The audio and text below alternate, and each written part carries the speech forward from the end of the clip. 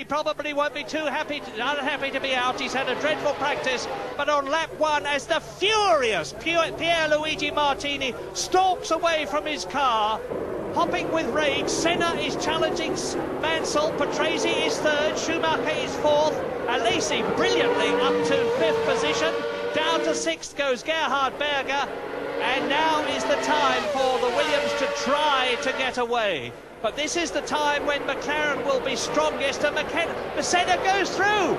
Senna leads, Mansell retakes it. Wow, already the Titans are fighting. Well, we always knew that this Australian Grand Prix was a potential ripper, and it's turning out to be just that. Mansell leads Senna. Tremendous stuff. Ayrton Senna making a bid. That was a real do-or-die effort. He's frightened that Mansell's going to get away because the superiority of the Williams was there in practice. It was there in the warm-up this morning, not in Mansell's case because he had an engine problem, but certainly in the case of Patrese, and Senna is really charging.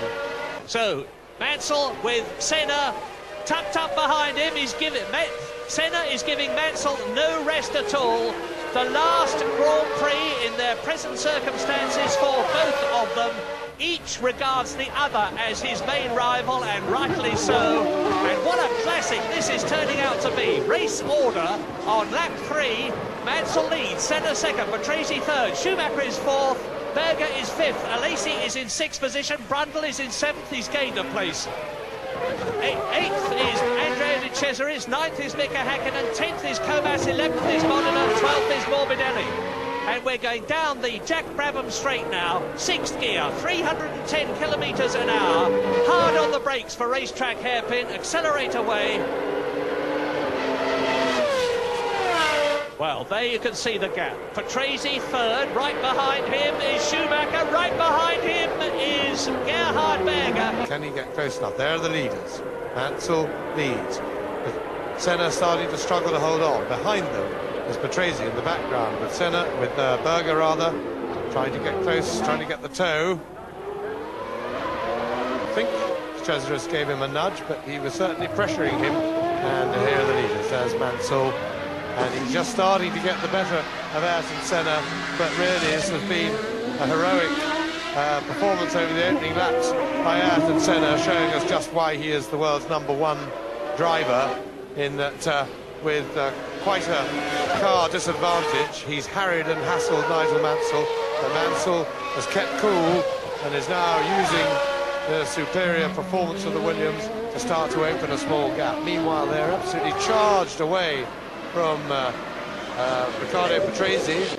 The Williams is beautifully balanced with its smaller Renault V10 engine and its lighter fuel load, so Senna will be pushing Mansell as hard as he can in the opening stages of the race. We're still only on lap 17 out of 81, you see. There is a long, long way to go, and it's a race which is tremendously tiring for the drivers, enormously demanding on the cars, and Mansell is maintaining his metronomic precision around the circuit. He goes through to complete lap 17 into lap 18, into the S's. Now, from the S's, they go into the right-hander up at Wakefield Turn. That's a 2nd gear corner, and this is it. Now the tiny little short straight up Flinders Street and into East Terrace Bend. Out of it, they're doing 165k. 2nd gear, right-hander, up to East Terrace and Marquette's Turn. You'll see the Marquettes on the left as they take it. Then from there into the right-hander, the very demanding right-hander. That's it, Stag Turn. Lots of people have gone off. Mansell is increasing his lead. Now they're going down Rundle Road into the 160k right-hander, Brewery Bend. Up through the gears, from 3rd to 4th, from 4th to 5th, from 5th to 6th. 310k's. Hang on, full power. 750 horsepower plus, down through the gears, hard on the brakes. The discs glow, 2nd gear, racetrack hairpin, up into 3rd, swing left, paddock turn. And Mansell has got another tail ender in front of him. I saw a flash of a scarlet car. It might be a Dallara, it might be a Ferrari.